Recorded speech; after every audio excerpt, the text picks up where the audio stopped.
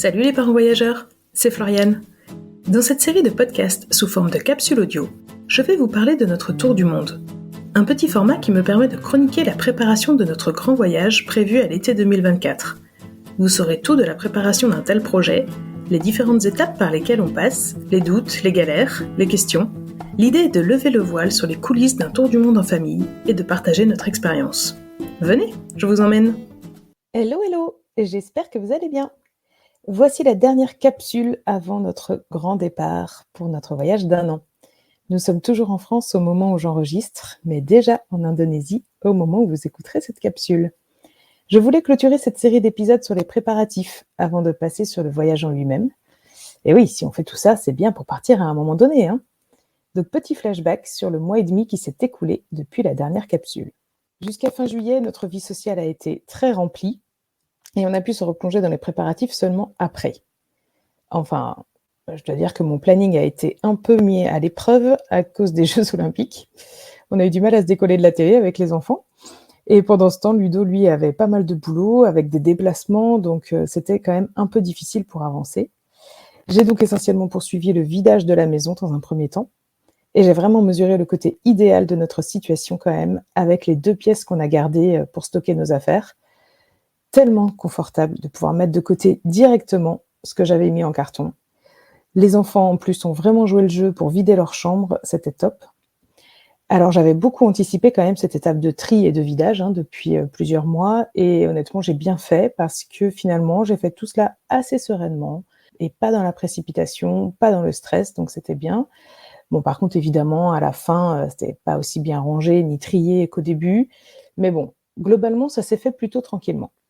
Après avoir rencontré nos locataires qui étaient déjà arrivés dans la région, on s'est enfin motivés pour terminer, ou plutôt continuer les petits travaux dans la maison. Donc avec Alexis, on a repeint sa chambre. Honnêtement, on aurait dû le faire directement en arrivant dans la maison il y a 7 ans. Mais bon, là, le fait de laisser la maison à quelqu'un d'autre était un prétexte parfait pour enfin faire ces travaux-là. Et puis, c'était l'occasion idéale de vider complètement la chambre avant de faire la peinture. Donc, c'était tout trouvé, nickel. Dans notre grenier, les enfants ont reconstitué un petit espace de jeu, quand même, avec tous leurs Lego et les petites figurines. Ils ont pu en profiter quelques fois pendant que moi j'étais dans d'autres pièces, que leur chambre se vidait, etc. Et donc c'était pas mal, ça les a occupés. Disons que c'était rangé, c'était hors des pièces qu'on loue, mais c'était quand même dispo, donc un bon deal. Dans la première quinzaine d'août, on a finalisé les rendez-vous médicaux. Donc on avait rendez-vous pour l'un des enfants chez le dentiste. Et du coup, moi, je me suis un petit peu incrustée parce que ça faisait quelques jours que j'avais un peu mal à une dent. Et donc la dentiste a regardé et verdict, une carie. Oh, mais non. Alors évidemment, c'était le dernier jour du cabinet avant qu'ils partent en vacances. Sinon, ça serait pas marrant. En plein mois d'août, c'est tellement facile de trouver rendez-vous chez un dentiste. Mais bon, j'ai eu de la chance parce que l'assistante dentaire m'a envoyée chez une dentiste qu'elle connaissait à Nantes. Pas très pratique pour moi d'aller à Nantes, mais finalement, voilà, ça s'est bien fait aussi. Et j'ai pu être soignée en une seule fois parce que j'avais un peu peur de devoir retourner une autre fois, etc. Bon, finalement, ça a été top et en un seul rendez-vous, ça a été réglé. Donc, une bonne chose de faite, il fallait le faire avant le départ, c'est parfait. Et puis, j'ai aussi eu rendez-vous chez le généraliste pour établir la trousse à pharmacie du voyage. On a passé un petit peu tout en revue. J'ai passé ensuite un bon 3/4 d'heure à la pharmacie, le temps qu'elle m'explique tout un tas de choses, qu'elle récupère tout. Enfin bref, c'était assez long, mais vraiment très utile de discuter aussi avec la pharmacienne. Et puis après ça, honnêtement, j'ai pas compté combien de temps ça m'a pris pour défaire toutes les boîtes et constituer des pochettes et noter toutes les infos que j'avais reçues à la fois chez le médecin et à la pharmacie. Donc j'ai utilisé des pochettes transparentes pour que ce soit facile de retrouver ce qu'on cherche ensuite. Et puis j'ai essayé de respecter des thèmes. On verra si ça tient dans la durée ou pas. Mais j'ai une pochette pour soigner les bobos et les plaies. J'ai une pochette avec les médicaments un peu de tous les jours, genre paracétamol, la coculine pour le mal des transports, des petites choses comme ça. Et puis j'ai une pochette avec le reste, des médicaments si on est vraiment malade. Donc là, j'espère que ça va pas servir, mais bon, on verra. Pour le détail, j'ai fait un post sur Instagram avec tout ce qu'on prend. Vous avez aussi du coup, ce qui est intéressant, les commentaires des gens qui, ce qu'ils ajouteraient. Par exemple, je pense aux huiles essentielles. Nous, on n'a pas l'habitude d'en utiliser, donc bon, ça me semble pas naturel d'en prendre. Mais si c'est des produits que vous utilisez, bah du coup, vous pouvez en prendre. Ça peut aussi soigner des petits bobos éventuellement. C'est vraiment, je trouve, ce sujet-là assez personnel à chacun d'adapter en fonction, bah, déjà aussi de ses maladies. Ces petits problèmes récurrents, quoi, je dirais, et puis ces habitudes, je trouve, de soins. Donc voilà, donc vous avez tout le détail à la fois sur Instagram et puis dans un article sur le blog.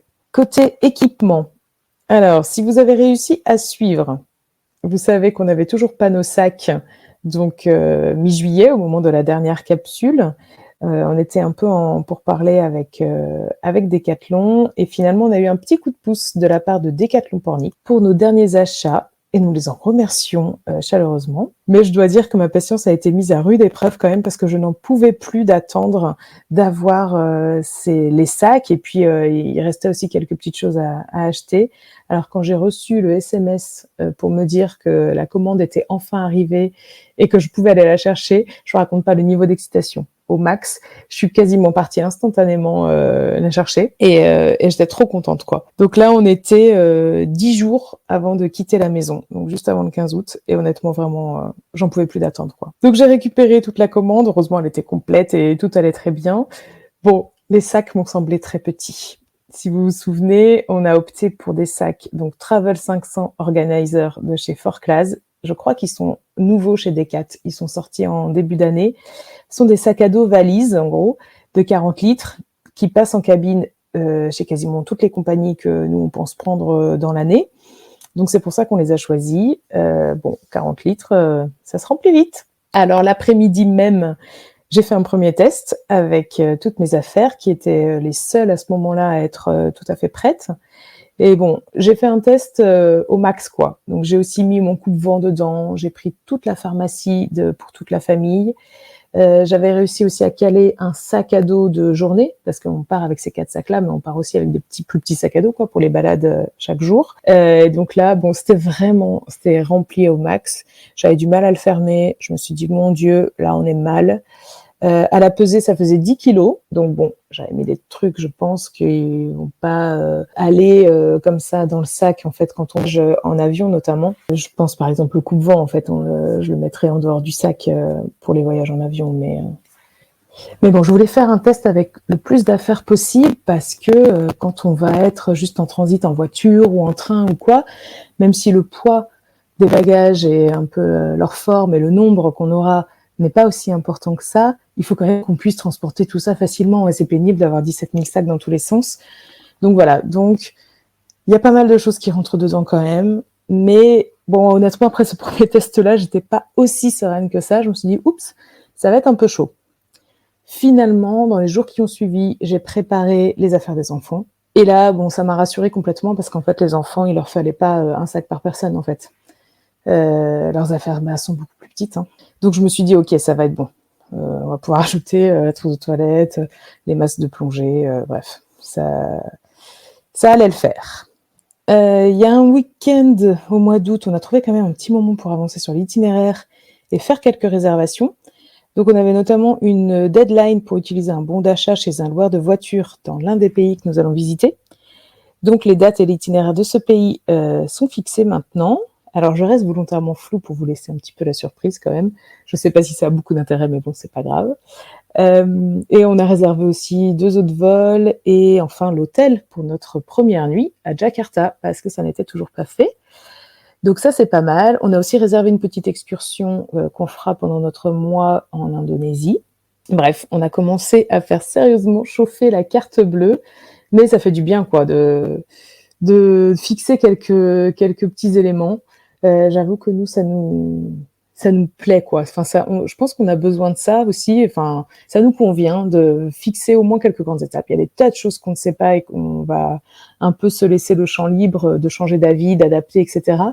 Mais on a besoin de savoir un petit peu où est-ce qu'on va aller, quand, à quel moment. Donc, on a quelques étapes qui sont déjà fixées, même pour dans plusieurs mois.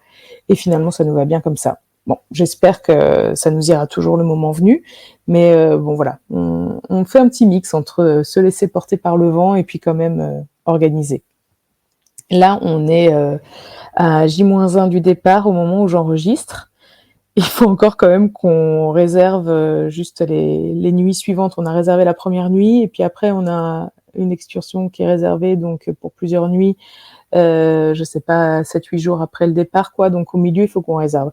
On sait où on va, tout ça, mais on n'a pas encore réservé, donc il faut qu'on check un tout petit peu les hôtels quand même. J'avais plusieurs options. Bref, on est à J-1 et il faut encore qu'on le fasse. On a une petite to-do list sympathique pour aujourd'hui. Sinon, les derniers jours avant de quitter la maison, parce que oui, on est à J-1 du départ, mais on a quitté la maison déjà il y a 5-6 jours. Bon, évidemment, ça a été bien rempli, hein, juste avant. On a aussi profité de la famille. On n'a pas fait que du ménage. On a profité de la famille. On a profité des amis qui étaient là. Il y en a qui étaient de passage. On a fait une petite soirée à la maison. C'était super chouette. Donc voilà. On a aussi essayé pendant le mois d'août là de passer un peu du temps tous les quatre. Et ça a fait du bien parce qu'on a quand même eu un été un peu spécial, quoi. Les enfants étaient à la maison. Bon, ça va, ils sont grands. Mais nous, on a travaillé, il y avait tous ces préparatifs à faire, pas mal de moments festifs, de fêtes à organiser, etc. On n'a pas été super dispo pour les enfants. Il n'a pas fait super beau, donc honnêtement, ils n'ont pas été beaucoup dans le jardin et tout ça. C'était un peu tristoun de ce point de vue-là. Donc bref, l'été était quand même un peu spécial pour nous. Et donc, on a profité un petit peu de moments tous les quatre et ça a fait du bien. Aller à la plage, aller faire un petit bowling, aller au ciné, c'était chouette. Une petite ambiance quand même vacances avant l'heure. Donc ça a fait du bien. Et puis bien sûr beaucoup de rangement et de ménage hein, pour finir. Ludo a fait une petite visite technique, une visite technique on va dire de la maison à nos locataires pour expliquer un peu le fonctionnement de tout un tas de choses. Ça a pris du temps, mais c'était bien que ça se fasse à ce moment-là. Et puis, d'ailleurs, ouais, super rencontre avec les locataires. Franchement, on part tout à fait serein quant à la gestion de notre maison. On sait que on la laisse entre de bonnes mains, et donc ça, c'est vraiment un poids en moins. C'est quelque chose qui va complètement sortir de notre tête et on va pouvoir profiter 100% du voyage. Côté boulot, donc bon bah moi j'ai un peu moins travaillé que ce que j'avais imaginé, mais j'ai la chance d'avoir un travail flexible et une collègue super compréhensive. Merci Émilie. Ludo, lui, il a terminé vendredi dernier. Donc on donnait les clés de la maison le vendredi soir. Il a arrêté le jour même et bon, il a eu quelques jours quand même un peu sportifs, hein, avec les passations, les derniers rendez-vous clients, tout ça. Bon, c'était un petit peu chaud pour lui. Mais bon, ça s'est bien fait quand même, heureusement, et c'est pour ça que je dis heureusement que j'avais anticipé tout le tri, le vidage de la maison, etc., pour pouvoir le faire sereinement parce que il était moins dispo, moins que ce qu'il avait imaginé aussi en fait. Les samedis matins, donc vendredi soir, on laisse les clés à nos locataires. Ensuite, on est allé dormir chez mes parents qui habitent pas très loin de chez nous. Et samedi matin, on a dû leur dire au revoir. Bon, j'avais un peu les yeux humides quand même sur la route. Et pourtant, on les revoit dans 2 mois. Hein. Ils viennent nous rendre visite en Asie, donc c'est pas si long. Et enfin, on a fait un ultime passage à Decathlon parce que mon petit mari chéri n'avait toujours pas de pantalon pour le voyage. Il n'avait que des pantalons de ville avec lesquels il part travailler, mais bon, c'est ultra lourd. Ça sèche pas rapidement. C'est pas non plus ultra confortable dans des pays chauds. Donc, bon, il disait, on est large, on a tout le temps. Bref, dernier jour, on est passé à Decat sur la route du Sud, puisque là, nous sommes depuis quelques jours en vacances dans ma belle famille dans les Landes, et ça fait du bien. Donc là, on a seulement nos affaires, nos 4 sacs pour le tour du monde, quoi. On est déjà en mode habillé en tour du mondiste. Bon, pour le moment, nos affaires sont encore rangées n'importe comment, mais il faut qu'on le fasse cet après-midi. La dernière machine est en route, et puis il va falloir qu'on refasse nos sacs à peu près correctement. À l'heure où je vous parle, on cumule 42 kilos d'affaires. C'est un peu trop à mon goût, donc c'est réparti dans les 4 gros sacs, plus ben là on a 2 petits sacs de journée qui sont très légers, pas du tout remplis, qu'on a le droit de prendre en fait pour notre premier vol. Donc peut-être qu'on va partir comme ça, je sais pas trop. J'aimerais bien qu'on essaie de s'alléger. Je sais pas si on va y arriver. On verra ça cet après-midi. Et demain matin, on dit au revoir à tout le monde avant de passer notre première nuit de voyage, juste nous 4, à côté de l'aéroport de Bilbao, d'où nous décollons. Point de vue émotion, état d'esprit, tout ça, je dois dire qu'on n'est pas particulièrement excité, on n'est pas stressé. On a beaucoup de choses dans la tête, ça c'est sûr, mais je pense qu'on est simplement heureux en fait. J'ai l'impression qu'on est là où on doit être. Et j'aime bien faire des théories un peu psychologiques à 2 francs 50, mais je crois que moi j'ai tellement pensé à ce voyage ces dernières années, j'ai tellement visualisé en fait que pour moi c'est une situation normale. Donc voilà, je suis là où je dois être, pas de stress et pas d'excitation. Honnêtement, je pars pas fatiguée non plus parce que là, j'ai très bien dormi ces derniers jours. J'ai fait des siestes, on s'est reposé quoi, donc voilà, on part, on est bien quoi. Pour Ludo, lui, les derniers jours, comme je disais, ont été un petit peu plus stressants et chargés à son boulot, mais voilà, les quelques jours de vacances là nous font du bien et on va partir prêt. Il est vraiment temps pour nous de nous lancer dans ce voyage qu'on a tant de fois rêvé. Et les enfants aussi sont prêts, je dois dire. Ils profitent là des vacances, c'est cool. Hein. On est chez mamie, on est au bord de la mer. C'est vraiment chouette. Donc voilà, maintenant, place à l'aventure. Et pour ne rien manquer, pensez à vous abonner au podcast de Parents Voyageurs, bien sûr. Je vais continuer ces petites capsules audio pour vous raconter ce qu'on fait, comment on le vit, etc. Et puis abonnez-vous au compte Instagram Nous 4 et le monde, en toutes lettres avec un point entre chaque mot. Et je vous dis à très bientôt en direct d'Indonésie. Allez, ciao! Retrouvez nos interviews de parents voyageurs un mercredi sur 2. On y parle tour du monde, bien sûr, mais aussi expatriation, vie nomade et slow tourisme, entre autres. Pour ne manquer aucun épisode, abonnez-vous au podcast Parents Voyageurs sur votre plateforme d'écoute préférée. Retrouvez-nous sur le blog parents-voyageurs.fr et sur les réseaux sociaux. Pour suivre notre tour du monde, je vous retrouve sur Instagram, sur le compte Nous 4 et le monde, en toutes lettres et avec un point entre chaque mot. À bientôt!